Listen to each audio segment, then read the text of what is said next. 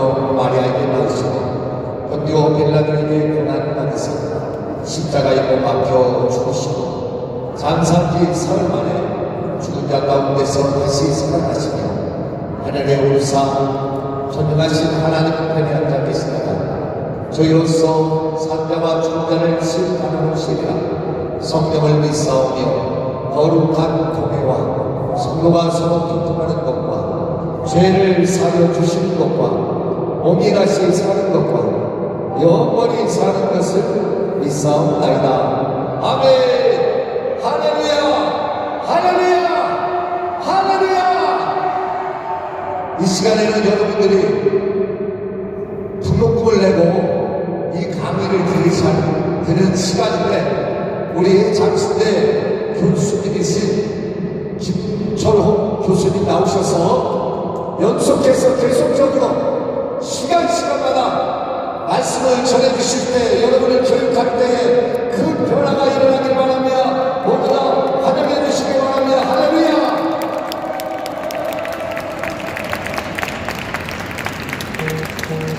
반갑습니다. 여러분들 이틀 전에 유동규라는 분이 차를 타고 가다가 고속도로에서 트럭과 부딪혀서 교통사고가 나서 죽을 뻔했다라는 그 뉴스 다들 들으셨죠? 저는 그 뉴스를 보면서 정말 큰일 날 뻔했다. 이건 절대로 죽으면 안 되는데, 최근에 김용이라고 전 민주연구원 부원장으로 있던 사람이 재판을 받았어요. 왜냐하면 불법으로 대선 자금을 많이 했는데 1심 판결이 나온 거예요. 징역 5년 나왔습니다. 그런데 이분이 기소된 지 무려 1년 2개월 만에 판결이 나옵니다. 엄청나게 재판이 이 시간을 많이 끌은 거죠.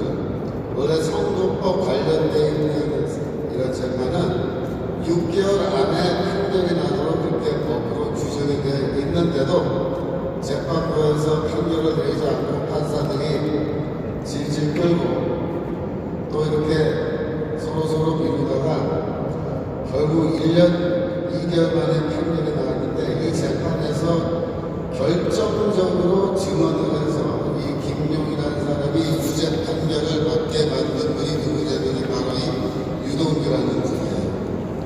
앞으로 지금 또 다른 재판들이 지금 줄줄이 서 있는데, 이 재판에서 제일 중요한 핵심적인 증인이 누구냐면 바로 또 유동규 이분이란 말이에요.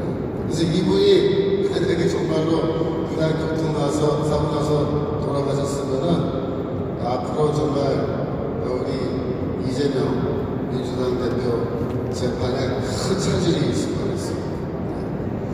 그래서 이번에 이 뉴스를 보면서 다들 깨달은 게 뭐냐면은, 이재명이라는 사람이 대체 누구길래 이 사람하고만 엮이면은 이렇게 사람들이 자꾸 죽어나면은, 여러분들 아수라라는 영화 보셨어요? 네. 아수라라는 영화 보면은 지금 우리 대한민국 사람과 굉장히 비슷하게 많이 나오는데, 거기서도 이렇게 뭐 사람 죽이고 이렇게 나온다는 거예요. 지금까지 이재명과 관련된 분들이 몇 분 죽었나 제가 한번 보여드리겠습니다. 첫 번째, 유한기라는 분이 돌아가셨어요. 물론 자살인데, 이분은 어떤 분이냐면 성남 도시개발공사 개발사업 본부장 하는 분이에요.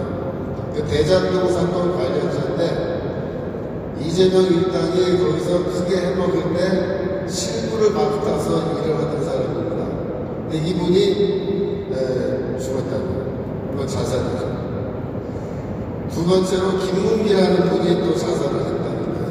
이분도 성남 도시개발공사 개발 1처장인데, 이분은 초과 이익 환수 조항이라는 게 있어요. 뭐냐면은 성남시 도시개발공사에서 이렇게 아파트 짓고 그 개발을 하는데, 수익이 나면은 원래 성남시가 다 가져갈 수도 있는데, 많이 가져갈 수 있는데, 일부러 성남시는 그거를 가져가지 않게끔 초과 이익 환수 조항을 삭제하는 거예요. 근데 이거 누가 삭제하라고 지시했느냐? 그래서 그게 문제인데, 경기도 도지사가 한 거 아니냐? 지금 다들 그렇게 추측을 하고 있는데, 이분이 그걸 알고 있는 거예요. 당사자인데. 근데 이분이 죽으셨어요. 근데 이재명이 많은 사람 절대 모른다고 막 잡았다는데 나중에 보니까 뉴질랜드랑 호주에 같이 출장 가서 찍은 사진들이 막 줄줄이 나왔죠. 굉장히 가까운 사이라는 거죠. 그래서 유한기라고 하고 김문기 두 분이 성남시 도시개발공사 그 당시에 개발 책임 담당자인데 이 사람들이 제일 많이 그 비리에 대해서 알고 있는 분들인데 거의 다 죽었어요. 물론 자살로 이렇게 지금 판명이 났습니다. 세 번째로 이병철이라는 분이 이분은 모텔에서 연사체로 발견됐는데 시민단체 대표입니다. 지난 대선 당시에 그 이재명 변호사비 대납 미국이라는 게 있었는데 그때 녹취록이 결정적인 증거인데 그거를 제보한 사람이에요. 이분은 죽기 전에 주변 사람들한테 수차례 뭐라고 얘기했냐면 나는 절대로 자살하지 않을 거다라고 말한 사람이에요. 죽기 전에 몇 차례만 이렇게 얘기했다. 근데 이분이 모텔에서 변사체로 발견됐는데 경찰은 자살로 이렇게 처리했다는 거죠. 또 김모 씨라는 분이 있는데 이분은 그 부인 김혜경, 이재명의 부인 김혜경 측근의 뭐 배모라는 사람의 지인인데 이 김혜경이가 법인카드 유효했잖아요. 그걸로 뭐 수시도 사먹고 면허받고 다 먹고 그랬는데 그때 자신의 카드를 빌려준 그런 일을 했는데 참고인으로 조사받았는데 이 사람도 집에서 죽은 채로 발견됐어요. 물론 경찰은 뭐 자살인 것 같다, 침입 흔적이 없다 그래서 자살을 처리했단 말이에요. 계속 사람들이 죽어나가는데 그 다음에 전영수라는 분이 있는데 이재명 경기지사 시절에 비서실장하던 사람인데 이 사람은 성남 FC 돈 갖다 준 거, 그 이유로 인해서 지금 조사받는 사람이었는데 이 사람도 집에서 혼자 자살했다. 여러분 또 유동규라는 분이 원래 지난번에 한번 자살 시도했다가 실패하신 거 알아요? 또 성남 그 저기 대장동 사건 때 김만배라는 사람도 자살하려고 했다가 실패했죠. 이게 전부 다 사람들이 죽어가고 자살하려고 난리가 나는 거예요. 이게 불과 2년 사이에 2년 사이에 이재명이 주변에 있는 사람이 지금 몇 명째 죽어가는 겁니다. 5명 죽었고 2명은 자살 시도했고 이번에 또 한 명은 교통사고로 죽고 그랬단 말이에요. 그래서 지금 어떤 말들이 나오냐면 더 불면 죽인다 이라는 말이에요. 더 불면 죽인다. 보시죠. 네? 더 불면 죽인다. 그 다음 거 보여주세요. 뭐라고 났어요? 증언은 자 죽으리라. 데스장동. 대장동이고 데스장동. 그 다음에 또 보세요. 데스노트. 그래가지고 지금 이재명 주변에서 사람들이 자꾸 이렇게 죽으니까 그 다음 거 보여주세요. 진중권이 아주 진중권. 진중권이가 뭐라 그랬냐면 지난번에 무섭다. 대체 무슨 일이 벌어지고 있는 건지 이거 너무한 거 아니냐? 대선이 범죄 스릴러에서 이제 호러물로 되어가고 있다. 근데 이재명이 뭐라 그랬냐면요. 나는 권력은 잔인하게 써야 한다고 믿는 사람이에요. 라고 자기 입으로 이런 말 했어요. 소름 끼치는 우연이라고 해요. 소름 끼치는 거예요. 우연히 죽었다고 말하면은 계속해서 죽어나가니까 이거 너무 소름 끼치는 거 아니냐. 어떤 사람은 자살로 이렇게 판명이 났지만요. 이 자살이라는 게 사실 어떤 면에서는 협박을 당해서 자살할 수도 있는 겁니다. 예를 들어서 가족을 가지고 협박을 하면요. 내가 너 이렇게 안 하면 네 와이프, 네 자녀들, 네 딸, 네 아들 어떻게 하겠다. 이렇게 협박하면은 한국 남자들 대부분이 가족을 위해서 자기 목숨 던질 수 있습니다. 그럴 수도 있다. 그 사이에 대체 무슨 일이 일어난지 모르지만 너무도 희한하게 계속해서 사람이 죽어가는데 도대체 이 이재명이라는 사람이 어떤 사람이기에 계속해서 주변 사람들이 이렇게 자살하고 죽어나가나요? 자, 이재명 씨의 그 경력을 좀 말씀드립니다. 이재명이라는 분은 저랑 나이를 비교해보니까 저보다 한 살 적더라고요. 거의 제 나이 또 60대 초반인데, 이분은 1986년도에 중앙대 법대를 졸업했습니다. 그래서 편입으로 들어가서 빨리 졸업을 했어요. 그러니까 86년에 대학을 졸업했으면요, 86년이 주사파가 이제 막 대학교를 휩쓸려고 하던 시절인데 이분은 2월 달에 졸업을 한 거예요. 그러니까 이재명 대표는 제가 보기에는 대학 다니면서 주사파에 물을 먹거나 그런 건 아니에요. 같은 해에 사법고시에 합격했습니다. 그래서 1989년에 사법연수원 18기로 졸업을 하고 곧바로 민주화를 위한 변호사로 민변에 가입을 했어요. 그리고 2003년도에 성남시로 와가지고 거기서 성남시 참여연대라고 하는 좌파단체죠. 거기 집행위원장 하면서 성남시에서 시민운동을 하기 시작했어요. 변호사로서. 그러다가 좀 어려운 일이 많이 나오네요. 나름대로 뭐 시민운동 하려고 했는데 잘 안 됐어요. 그래서 이분이 무엇을 결심하냐면 내가 이렇게 시민운동에서는 도대체 이게 안 되겠다. 나는 아예 정치인으로 정당에 들어가서 내가 일을 해야겠다. 라고 해서 2005년도에 열린우리당에 당원 가입을 합니다.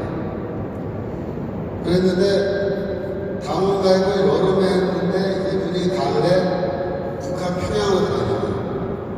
근데 북한 다녀온 사진 좀 보여주세요. 이 평양에 있는 비행장이죠. 평양 순환 비행장에서 찍은 사진. 이때가 40대라고요. 40대에 이미 그때 북한을 다녀왔는데 그 다음 사진 보여주세요. 또 만경대 가서 사진 찍으시고 또 이것도 만경대 들어가는 거 좋을 건가 봐요. 전 안 가봐서 모르겠습니다. 그러면서 뒤에 다 대동강이죠. 색깔이 누런 거 보니까 가을이란 말이에요. 본인의 그 블로그, 네이버 블로그에 본인이 직접 올려둔 사진이에요. 그래서 내가 작년에 2006년도 올린 건데 작년에 평양 갔을 때 찍은 사진이다. 그러면서 이 사진 올려놨어요. 또 넘겨보세요. 안내원이랑 같이 찍었겠죠. 넘겨서. 그 초가지고 된 거 보니까 뭐 김일성 생가라든가 그런 것 같아요. 넘겨서. 체육대학을 가서 보고 또 호텔에서 찍은 것 같은데 추리고 또 이렇게 북한 다녀온 사진까지 버젓이 올려놨는데 이게 무슨 뜻이냐면 2005년도에 열린우리당에 당원 가입을 했을 때 그때 이미 이 사람을 북한으로 보내서 평양에 갔다 오게 했는데 여러분 정치인이 평양에 간다라는 것은 굉장히 의미심장한 겁니다. 그것도 어떤 행사가 있어서 간 것도 아니고 개인 자격으로 간 거예요. 개인 자격. 그래서 그때 이미 이 이재명이라는 분은 제가 보기에는 북한의 대남 공작을 하는 부서에서 이 사람 다 만나서 다 확인하고 얘기도 해보고 다 성향도 파악해보고 그래서 앞으로 우리가 장기적으로 관리해야 될 남한의 정치인이다 라고 이렇게 분류가 돼서 그동안 관리를 받아왔을 것으로 저는 이렇게 추측을 합니다. 이분이 2006년도에 성남시장에 첫 번째 도전했는데 떨어졌기 때문에 낙선합니다. 2010년도에 다시 재도전했는데 그때 민노당의 이 김미희라는 분이 민노당 대표로 성남시장 후보로 이렇게 출마했었어요. 그래서 서로 경쟁을 했는데 그때 당시에 이 김미희라는 분은 소위 말하는 경기동부연합의 대표로서 성남시 시장에 출마한 겁니다. 경기동부연합은 제가 좀 이따 또 설명을 드리겠습니다. 여하튼 이 김미희랑 이재명이 같이 나왔는데 이 김미희와 그 경기동부연합 분들이 이번에 우리가 이 이재명 이 변호사님을 시장으로 한번 시켜드리자. 그렇게 이제 해가지고 김미희가 후보 사퇴를 했어요. 김미희한테 그 당시 경기동부연합 이 최고 지도자가 이석기인데, 이석기 아시죠? 통신당. 이석기가 아마 이제 그렇게 얘기했을 거예요. 김미희가 사실 랭킹이 높아서 웬만하면 이렇게 사퇴를 할 리가 없는데, 이석기가 아마 얘기를 했으면 그거 사퇴합니다. 그래서 이 김미희가 사퇴하고 경기동부연합은 뭐랬냐면 이재명을 성남시 시장에 당선시키기 위해서 선거운동을 해준 거예요. 이 경기동부연합은 성남시를 중심으로 해서 그 일대에 조직활동을 오랫동안 한 사람들이기 때문에 이 사람들이 조직을 갖고 있다면 그 조직을 동원해서 그걸 다 해주는 거예요. 그때 당시에 이석기는 이미 선거를 전담하는 회사를 갖고 있었어요. 그래서 선거할 때 왜 이거 뭐 인쇄물도 찍고 플래카드도 걸고 이렇게 사람들 모아서 유세도 하게 해주고 뭐 선거 노래도 막 틀면서 차 돌아다니게 해주고 그런 거 있잖아요. 그거 다 해주는 회사가 있어요. 이거 경기동부연합에 그런 회사도 갖고 있어요. 그러니까 이게 다 해주고. 그래가지고 이재명이가 2010년도에 성남시 시장에 당선이 됩니다. 그래서 이재명이와 이 경기동부연합과의 이 관계가 그때부터 시작이 된 거예요. 그때부터 어떤 관계냐면은 이 기생충과 숙주의 관계거든요. 여러분 기생충이라는 거는요 숙주가 있어야 돼요. 이 경기동부연합 이게 진짜 수사파거든요. 이 진짜 수사파들이 기생충인데 얘네들이 뭘 해먹으려면 수추가 있어야 되는데 수추가 뭐냐면 이재명이 수추예요. 그래서 이재명을 통해서 이제 경기동부연합이 해먹기 시작하는 거죠. 그래서 이 경기동부연합이라는 사람들은 진짜 진성 주사파이면서도 얘네들은 생활형 주사파예요. 그래서 돈을 벌어가면서 밥을 먹어가면서 자금을 모아가면서 우리가 혁명운동을 하자 이런 원칙을 갖고 있는 친구들이기 때문에 이 사람들은 다 회사를 만들고 이래서 이제 뭘 하려고 했는데 마침 이재명이라는 분이 성남시 시장에 탁 됐다는 거예요. 그러면 시에는요 좀 인권 사업이 많이 있습니다. 한 가지 예를 들어서 여러분 그 새벽마다 쓰레기 수거해 가는 거 있죠? 그게 다 시에서 하잖아요. 근데 이제 시장이 누가 되면은 이거를 예를 들어서 이 사람이 지금까지 왔는데 너희 좀 그만해. 그래서 이제부터 네가 해. 이렇게 할 수 있거든요. 그래서 각종 인권 사업을 결국 누구한테 몰아주겠어요? 이 경기동부연합 사람들한테 계속 많이 몰아줄 거예요. 그래서 경기동부연합이라는 사람들은 한편으로는 혁명운동을 하면서도 한편으로는 이렇게 인권 사업을 잘 하면서 혁명자금도 계속해서 모아가고 그 영향력이 굉장히 커진 거죠. 그래서 이 2018년도에 이재명이가 그러니까 이재명이 경기도지사를 성남시장을 2번 해본 거예요. 8년. 근데 그 사이에 어떤 일이 일어났냐면은 2012년도에 국회의원 선거가 있었는데 그때 통진당, 통합진보당이 이제 후보를 해가지고 걔네들이 당선이 돼서 국회의원으로 배치 달고 국회에 들어가게 생겼죠. 그때 이정희, 이석기, 김재현 등등이 이렇게 들어가고. 그래서 그 사람들이 정말 이게 위험한 사람들인데 국회에 들어가서 국방위원회 같은 데 들어가가지고 기밀 자료까지 다 이렇게 요청해서 보고 별짓 다 하는 거죠. 다행스럽게 2013년도에 통진당 내란 혐오 사건이라고 해서 사건이 터졌는데 그 사건이 뭐냐면은 이 이석기하고 소위 말하는 자칭 혁명가라는 사람들이 150명 저기 함정동에 있는 성당 지하실에 모여가지고 회의를 한 거예요. 회의 내용이 뭐냐면은 어제 가서 이제 혁명적 상황이 곧 발생했는데 이제 그런 상황이 되면은 우리가 뭘 해도 좋을지 각자 해야 할 일을 정해주고 그 일을 하기 위해서 무기를 만들고 무기를 만들고 폭탄 제조하고 폭탄 제조하고 그런 걸 논의한 거예요.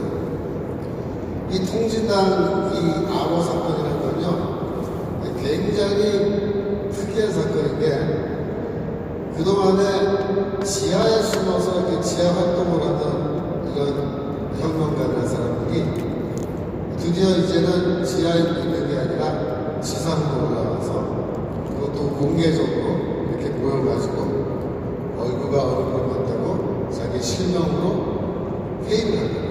근데 이거는 원래 좌익 활동을 하는 사람들 사이에서는 절대 하면 안 된다라고 하는 그래서 이건 보안을 철저히 해야 되기 때문에 절대로 하면 안 된다고 하는 그런 방식으로 이렇게 회의를 하는 거죠. 그 뒤집어서 말하면 무슨 뜻이에요? 이제는 그렇게 해도 된다. 그렇게 해도 된다. 이제는 혁명이 시간 풀리면서 우리가 굳이 뭐 지하에 숨어서 이렇게 하지 않아도 된다라고 스스로 판단해서 그렇게 합니다. 그때부터 이미 그 전부터 이재명과 경기동부연합은 2010년도부터 이렇게 관계가 시작됐는데 마침 그때 통진당 내란 혐오 사건이 터져서 통진당 해산되고 그랬잖아요. 그러니까 우리는 경기동부연합이 이제 저렇게 한 방 맞았으니까 이제는 좀 시들해지겠거니 조용해지겠거니 그렇게 생각했지만 절대로 그렇지 않죠. 그 당시에 150명이 모였는데 몇 명이 잡혀갔을 건데 구속된 사람이 150명 중에 몇 명인데 이 150명이 전부 다 뭐냐면 사회주의 운동, 공산주의 운동하는 종북 장파 혁명가들이라고 해요. 그리고 그날 모의한 내용은 혁명적 상황이 발생하면은 압력밥솥으로 폭탄 만들고 사제 건축 만들고 그래가지고 우리 사회의 기관시설, 전기전화 통신, 유리저장고 그 다음에 이 수돗물 만드는 이 시설들 이런 거 전부 다 습격해가지고 거기에 뭐 불을 지른다든지 폭탄을 던진다든지 파괴하고 독극물을 탄다든지 이런 것들을 논의했는데 그 150명 중에 몇 명 잡혀갔을 것 같아요. 구속된 사람. 네? 7명 구속됐습니다. 143명은 그냥 내버려둔 거예요. 근데 저는 그것도 참 이해가 안 돼요. 어떻게 그런 사람들을 겨우 7명만 잡아고 143명은 그냥 계속 활동하게 되는 건데. 하여튼 이석기가 감옥에 갇혀있는 상황에서 이제 2018년도에 이재명이는 경기도 도지사에 도전합니다. 그래서 당선되죠. 그때도 여러분 생각해보세요. 누가 이 이재명의 선거운동을 해주겠습니까? 이 경기동부연합이 지금은 세력이 엄청 커졌어요. 그래가지고 경기도에만 있는 게 아니에요. 경기도를 넘어서서 이제 전국적인 조직하고 이미 민주노총의 지금 노조위원장이 경기동부연합 출신이잖아요. 이 경기동부연합에 대해서 말씀드리면은 이 주체 사상이라는 거는 사실 80년대 초반만 해도 이 대학가에 그런 게 없었습니다. 제가 82년도에 대학 입학해서 제가 이렇게 지낼 때 뭐 주체 사상 이런 거 얘기 안 했습니다. 제가 3학년 때 강제로 휴학을 당하게 돼가지고 제가 군대에 가게 됐어요. 그래서 군대 전망부대 가서 제가 복무하고 제대를 하고 이제 제대했어요. 제가 제대한 날짜가 12월 12일에 12. 요즘에 서울에 복되는 날이었는데 네. 요즘에 그거 보고서 젊은 사람들 중에 아 정관 장군 멋있네 그래서 저런 사람이 또 한번 안 나오나 이렇게 하는 사람들이 많더라고요. 제가 그때 85년 12월 12일에 딱 집에 왔는데 일주일도 안 돼서 이제 제 친구들하고 다 만났죠. 만나서 이제 서로 뭐 잘 지냈냐 이렇게 인사하는데 그 친구들이 그 저기 심심한데 이런 거 좀 읽어보라고 이런 무슨 책 같은 거 몇 권 주고 갔어요. 그래서 집에 와서 이제 방에 들어누워서 겨울이니까 들어누워서 이제 책을 보는 거예요 제가. 근데 보는데 책에 아니 손바닥만한 책보다 좀 더 큰 책이에요. 근데 책 껍데기는 그 빨간색으로 이렇게 돼 있어요. 빨간색 종이로. 안에는 이렇게 물론 복사를 해서 만든 건데 인쇄된 질이 굉장히 좀 조잡해요. 그래갖고 이제 좀 뭔가 한번 읽는데 뭐라고 돼 있냐면은 우리의 적은 비제국주의라 이렇게 하고 시작합니다. 우리가 싸워야 할 적은 군사독재가 아니다. 군사독재가 아니고 미국 제국주의가 우리의 적이다. 그러면서 이 남조선 해방을 위해서는 미국과 우리가 싸워야 된다. 제국주의가 싸워야 된다. 그래서 반미, 이 미국에 대한 적개심을 막 불러일으키는 그런 내용으로 되어 있습니다. 근데 거기 나오는 단어들이 이렇게 읽어보니까 남한에서 잘 안 쓰는 단어들이 막 나와요. 그런 표현도 있잖아요. 남북한의 언어가 지금 많이 다르거든요. 읽어보면 안다는 거예요. 그래서 제가 쭉 보니까 이거는 남한에서 만든 책은 아닌데 이게 어떻게 해서 들어왔나 궁금하기도 하더라고요. 여하튼 책을 이제 쭉 다 봤죠. 그러고서는 이제 그해 겨울이 지나갔는데 새 학기가 돼서 학교 이제 복학을 해서 갔단 말이야. 딱 가서 이제 공부를 하려고 들어갔는데 애들이 다 이상한 거예요. 그래서 아침에 이렇게 만나면은 아침 인사가 뭐냐면은 너 어제 그 대남방송 들었냐? 그게 아침 인사예요. 그럼 뭐라 하냐면 아예 나는 피곤해서 어제 뭐 이래가지고 못 들었다 이렇게 말하면 너 들었냐? 나 들었다. 물어보는 거 뭐라고 했느냐? 그리고 제가 들은 거 잘 설명을 해줘요. 그게 아침 인사. 그 아침에 그 얘기도 또 하고 시작하는 거야. 고등학생이. 대남방송을 이제 전부 다 거의 뭐 의무사항처럼 막 듣고 그 다음에 슬슬 그때부터 주체사상이란 말이 나오기 시작합니다. 86년.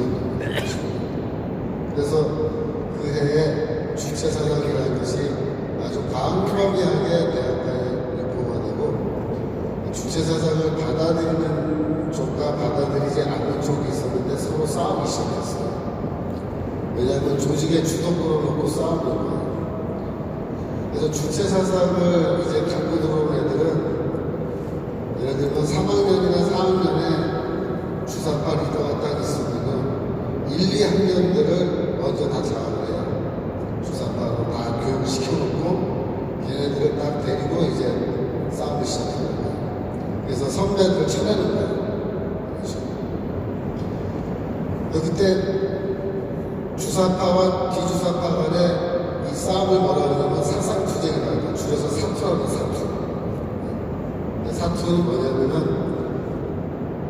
그 운동권 조직의 주도권을 놓고 싸우는 거예요. 물론 치고받고 싸울 때는 말로 싸우잖아요. 말로 싸우는데 이 사투를 하는데 원래 주체사상이라는 게요. 정통 막스주의, 막스 레닌주의 이론과 비교하면은 이게 수준이 좀 떨어져요. 그래서 이 말로 붙으면 이론으로 붙으면은 주체사상이 힘들어요. 그거 뭐 언어 못 가서 다 제압된단 말이에요. 그런데 묘하게도 마지막 순간에 이게 뒤집어져요. 마지막 순간에 이 주사파들이 뭐라 그러냐면 남조선 해방을 위한 혁명의 전술, 전략 전술에 대해서 얘기해봐라 이렇게 하고 시작을 해요. 너희는 어떻게 해서 혁명을 성공시킬 거냐. 그러니까 우리는 막스레닌주의 뭐 이런 거 하는 사람들은 다 똑같아요. 방법이 무장투쟁이에요. 무장공비, 전국의 동시다발적인 무장공비를 일으키는 거다. 어떻게? 노동자들 중심으로 해서. 그래서 광수사태 때처럼 노동자들이 공비를 해서 무기로 털고 이래가지고 무기를 탈취해서 무장 폭동을 일으키는데 전국적으로 이게 일어나면은 이거는 정부에서 어떻게 해보지 못하고 정부가 무너질 수 있다. 우리가 그렇게 얘기를 합니다. 그러면 주사파들이 뭐라 그러냐면 그거는 비현실적인 전술이다. 이렇게 했다고요. 왜 그러냐? 광수사태 때 그때 무장 공개했지만 정규군이 진압하기 위해서 포위하고 이렇게 쳐들어오는데 그 절대 못 막는다. 싸워서 못 이긴다. 다 실패했다. 이 광수 사태를 여러 가지 측면에서 이 운동권에서 연구를 했습니다. 그 당시에 뭐 광수 사태 백선원 만들고 다 그랬어요.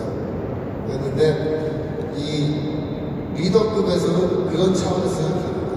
무장 폭동을 해서 이게 과연 성공되겠느냐 해봤는데 안 될 거라라는 부정적인 결과로 그렇게 평가를 합니다. 사실 그랬거든요. 이 주사파들은 그걸 지적하면서 이거는 비현실적이다. 그럼 너는 무슨 뭐 현실적인 대안이 있느냐? 우리 있다. 뭐냐? 북조선에 있는 무력을 동원하면 된다. 북조선에 인민해방군이 있는데 우리가 그 무력을 동원해야 된다. 그러면 그렇게 하지 않고서는 도저히 이 이식국지와 또 이 독재 파쇼들의 이 정규군과 싸워서 우리가 이길 수 없다. 그래서 이제 그 토론을 하는데 그 토론을 붙어보면요 마지막에는 결국 주사파가 다 승리하게끔 되어 있습니다. 그래서 여러분들이 왜 운동권이 다 주사파가 됐느냐? 왜 주사파가 주도권을 그 당시에 잡게 됐느냐? 거기에 대해서 의문을 갖고 계실 거예요. 근데 제가 그동안에 이 좌파들이 쓴 글을 보면서 얘네들은 뭐라고 얘기하나 그렇게 봤더니 좌파 애들 중에도요 그 당시에 그 사상 투쟁을 직접 하지 않은 후배들은요 그걸 몰라요. 주사파가 어떻게 권력을 잡게 됐는지, 주도권 잡게 됐는지. 얘네들은 무슨 주사파의 이론이 더 뛰어나서 그렇게 됐다라고 착각들 하고 있고, 주사파가 뭐 민중해방, 민족해방, 민족을 강조했기 때문에 이게 우리가 이겼다, 주도권을 잡았다. 그렇게 오해들 하고 있어요. 또 주사파는 무슨 품성론이라고 해요. 이 품성론이라는 게 김영환이가 만들어낸 건데, 이 혁명가들은 좋은 품성을 가져야 된다. 이 품성론이 너무나 좋았기 때문에 주사파가 주도권을 잡았다. 이렇게들 착각들하고 있어요. 그런 이유로 주사파가 주도권을 잡는 게 절대로 아닙니다. 제가 정확하게 알려드릴게요. 주사파가 비주사파를 뽑고 학생운동, 노동운동, 사회운동의 주도권을 잡게 될 때는 딱 하나입니다. 이유는 남조선 해방의 전략 전술에서 비주사파가 다 깨져나간 거예요. 그래서 주사파는 처음 시작할 때부터 종북 세력으로 시작한 겁니다. 어느 정도 종북이냐면은 인민해방군을 남한에 불러들여서 우리가 혁명을 해야지만이 승리할 수 있다라고 그렇게 생각하는 사람들이 주사파입니다. 그래서 비주사파와 주사파 사이에는요 사실 엄청난 차이가 있습니다. 똑같은 낙엽이지만 상당한 차이가 있는데, 저 같은 사람, 예전에 저 같은 사람은 그래도 북한은 아니다 이거예요. 저 북한 사회도 저게 해방돼야 될 세계지,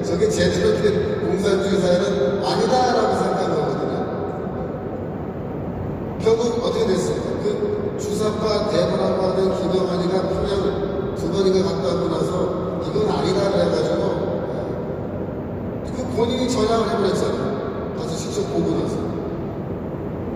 그것도 한심한 거죠. 뭐 가서 봐야 합니까? 이거 꼭 찍어 먹어봐야 개똥인지 아냐고요. 딱 보면 알지. 한심한 거죠, 주사파들.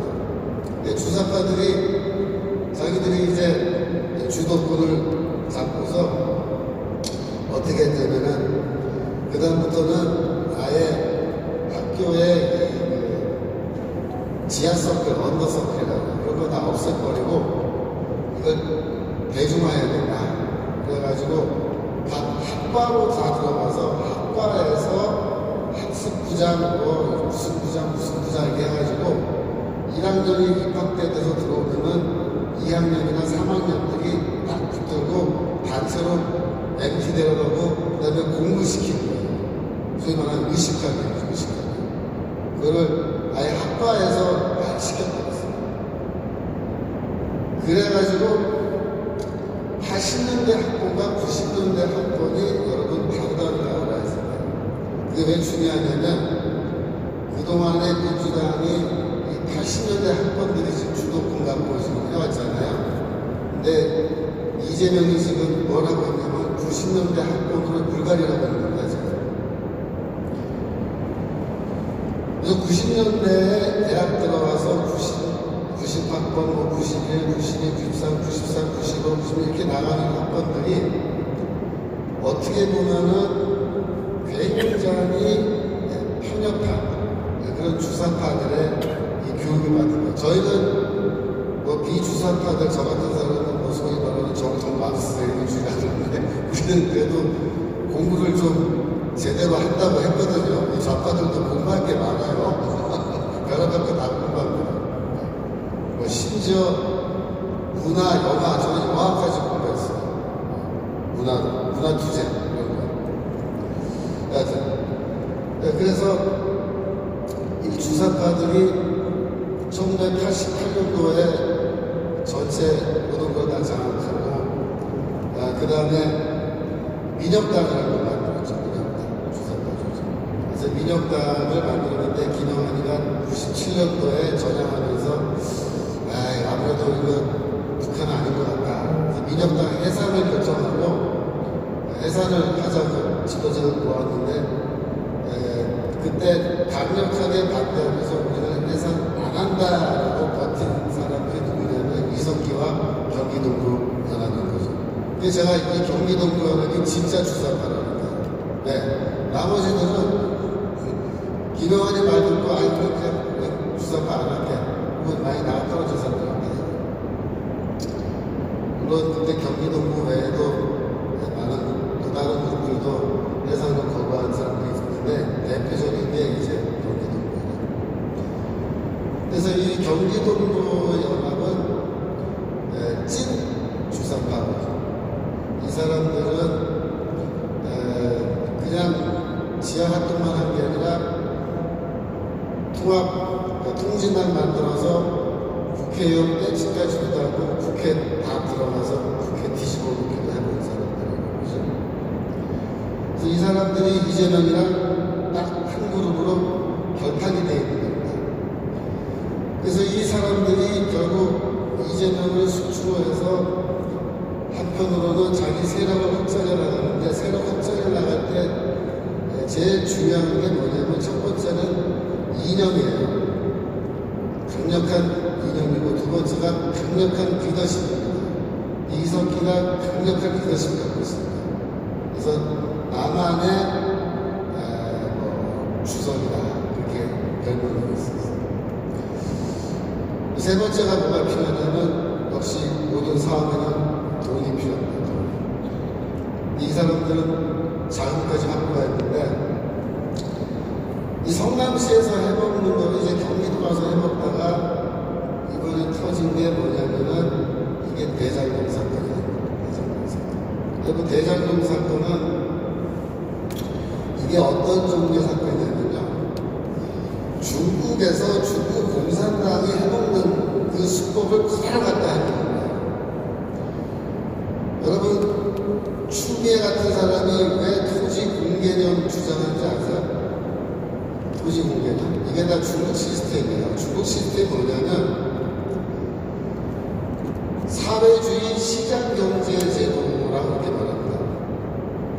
그래서 토지는 국가 거고 기간 사업은 또 물론 국가가 소유하는데 시장 경제 제도를 도입해서 일단은 경제를 돌려서 이윤을 남기는데 그것도 역시 공산당이 다 해먹는 거죠.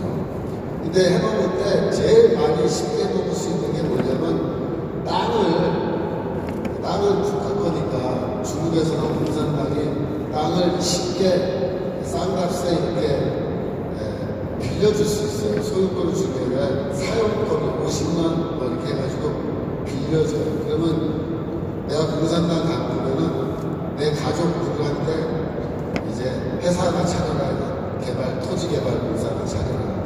그래갖고 내가 이제 쓱싹쓱싹 해가지고 땅을 싼 값에 임대를 받는 거예요. 아주 싼 값에.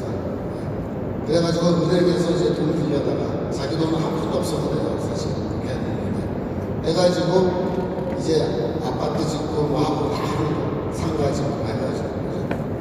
그래갖고 이제 비싼 값에 분양하잖아요. 그러면 그 돈이 다 어디로 갑니까? 내 주머니로 들어오는 거예요. 내 주머니. 공산당. 그렇게 해서 해먹는 거예요.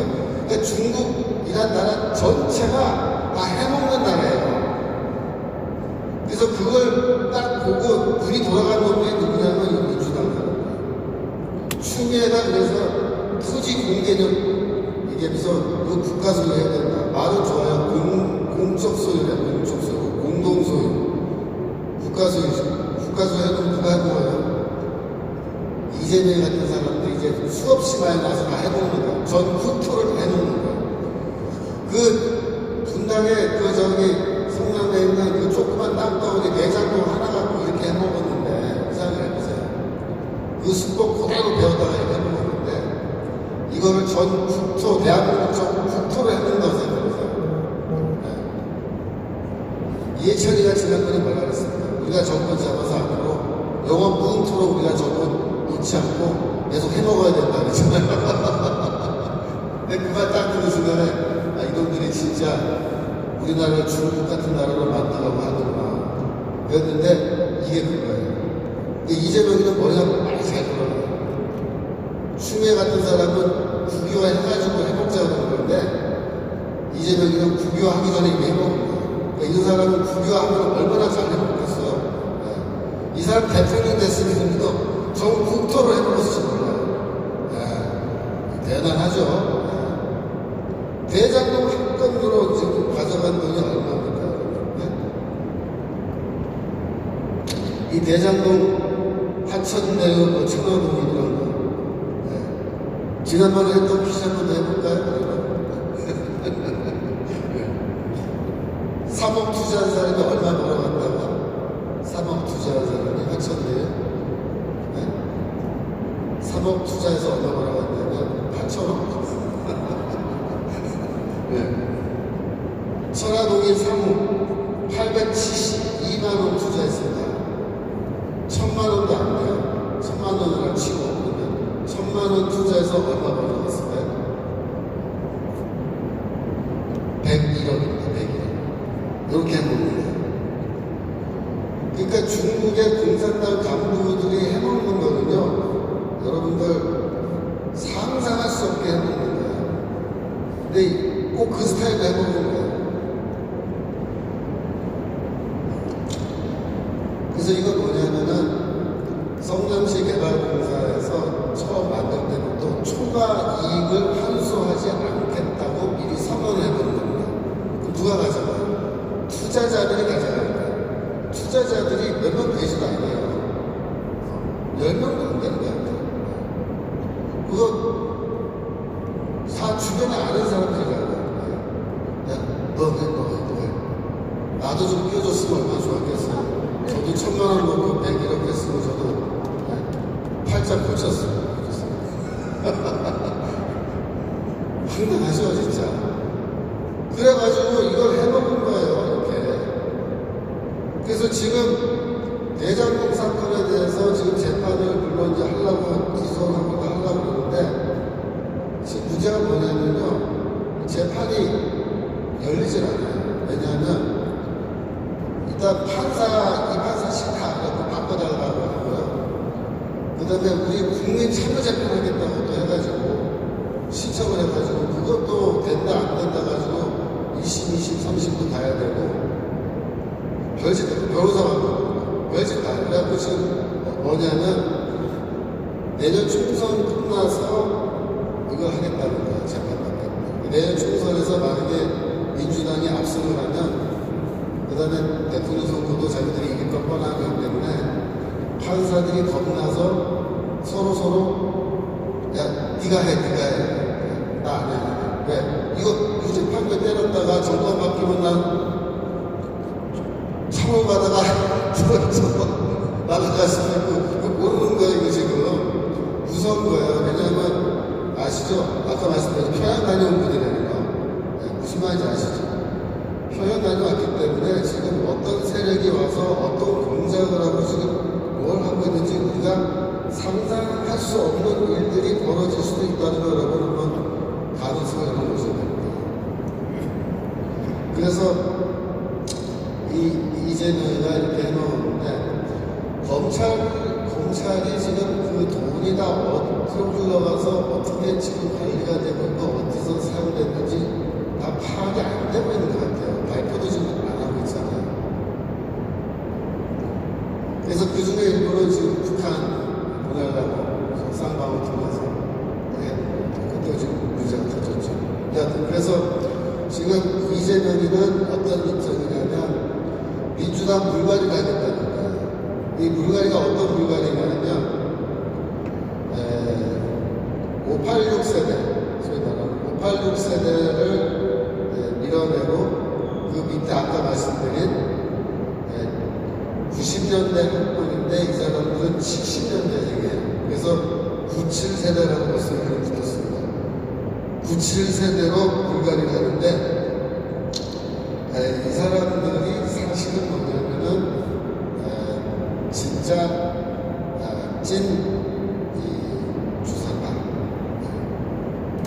경기동부연합의 이 세력들이 이제 드디어 민주당을 통해서 국회의원 파티를 대규모로 달려가는 거예요. 지난번에 통진당이라고 해서 다뤘더니 너무 표가 나서 다 날아가 버린 거예요. 이번에는 민주당 쪽으로 들어가서 쫙 나가서 민주당 의원으로 이걸 달면은 표가 안 난다. 그래서 지금 민주당은 대규모 물갈이를 중이고 내년에 4월 달에 만약에 민주당 후보들이 대거 당선되면은 그건 뭐냐면은 민주당이 껍데기는 민주당이지만 알맹이는 통진당이 됩니다. 근데 지금 이 신문에 보니까 조선일보의 김대중이라고 논설위원이 있습니다. 김대중 칼럼에 뭐라고 나왔냐면 4월 총선 대차 대조표라는 제목의 글을 썼는데 제가 한 문단만 인용을 해서 갖고 왔어요. 이렇게 말했습니다. 그런데 이번 선거에는 윤석열과 이재명의 운명만 걸려있는 것이 아니라 국민의힘과 민주당의 미래가 걸려있는 것만도 아니다. 국회의원 개개인의 이해관계는 말할 것도 없이 의미가 없다. 관건은 대한민국의 진로다. 한국의 체제관, 가치관, 세계관의 대립이다. 어떤 체제, 어떤 가치, 어떤 세계관을 가진 사람과 집단이 다수를 차지하느냐에 따라 한국의 미래의 지평과 지형이 결정되기 때문이다. 이렇게 말했습니다. 이 김대중 선생은 조금 감을 잡고 있는 거예요. 내년 선거가 굉장히 이게 대한민국의 운명을 결정하는 거고 내년 선거에서 이기느냐 지느냐가 이제 갈림길로 간다. 중국 같은 나라로 가는 건지 아니면 대한민국이 제대로 올바른 길로 갈 건지 갈라질 거예요. 그 다음에 동아일보에 김순덕이라는 논설위원이 있어요. 근데 김순덕이라는 분은 사실 왔다 갔다 하는 여자예요. 이 여자분이 뭐 우파라고 보기 힘든 그런 분인데 이런 분조차도 뭐라고 쓰는지 봅시다. 제7공화국 노리는 이재명 한총련의 더 무서운 혁신. 이 제목이에요. 논설 제목이에요. 이재명이 성남시장 시절 한총련이나 경기동부 운동권과 연을 맺어온 것은 널리 알려진 사실이다.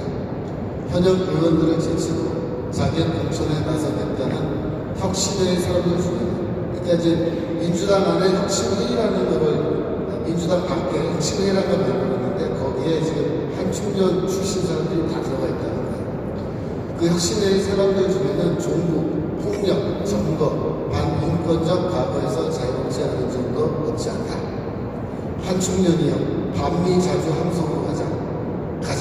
한총련이여 통일적으로 진군가를 불렀던 한총련 출신들이 이재명과 어떤 제7공화국을 만들려는지 무섭고도 두렵다. 이런 분이 중도 좌파 정도 되는 분이거든요. 김순덕 씨가. 근데 이분이 뭐라 하냐면 무섭고도 두렵대요. 제7공화국이라는 말까지 나왔습니다. 무슨 말이에요? 헌법을 바꿀 거다. 그래서 혹시 지금 제 이야기를 듣고 있는 혹시 유튜브로라도 들으시는 분들 중에 지난번에 투표할 때 민주당 찍었던 분들, 지난번에도 민주당 찍었으니까 나도 이번에 또 민주당 찍어야지, 그러니까 아무 생각 없이 찍으시면요, 여러분 자신과 여러분 자녀들의 미래, 또 우리 대한민국의 미래가 완전히 끝장이 나버릴 수가 있습니다. 그래서 절대로 이번 선거는 여러분들이 신중하게 잘 생각해 보시면 돼요. 지금 대한민국이 어느 방향으로 갈지 지금 이 중대한 기로에 서 있습니다. 그래서 지금 같은 시기에 더욱더 우리가 깨어서 기도해야 되고 또 깨어서 우리가 운동을 해야 됩니다. 내년 총선에서 우리가 정보환 목사님 말씀하시는 것처럼 최소 200석 이상 달성해야지만이 대한민국의 차후 4년이 더 안전해지십니다. 그러니까 우리가 지금 이런 상황에 처했다는 걸 여러분이 깊이 인식하시고 우리 자유마을 조직하는 거라든지 또 우리가 전도하는 거라든지 이런 거에 더욱더 많은 열의를 가지고 대해주시고 있습니다. 제가 기도하고 마치겠습니다. 기도합시다. 하나님 아버지, 대한민국의 미래가 내년 4월 총선에 달려 있습니다. 저희를 불쌍히 여기시고 대한민국의 국민들 하나님께서 흔들어 깨워주시고 저들이 무엇이 진실이고 무엇이 거짓인지를 분별할 수 있도록 저들의 눈을 열어주시고 저들의 귀를 열어주시옵소서. 장민과 김어버리처럼 되어서 지금까지 이렇게 끌려왔습니다. 하나님의 심판 아래 저희를 두지 마시고 하나님의 구원의 길로 대한민국을 인도하여 주시고 한국교회를 구원의 길로 인도하여 주시고 선교와 전도와 영광의 길로 주여 인도하여 주옵소서. 감사드리며 예수 그리스도 이름으로 기도합니다. 아멘. 감사합니다. 박수 한번 하시겠습니다. 자, 웃으면서 박수. 화장실 잠깐 갔다 오시고 갔다 오시고 사막의 샘이 넘쳐 흐르리라. 우리 한번 다 같이 한번 찬양을 부르면서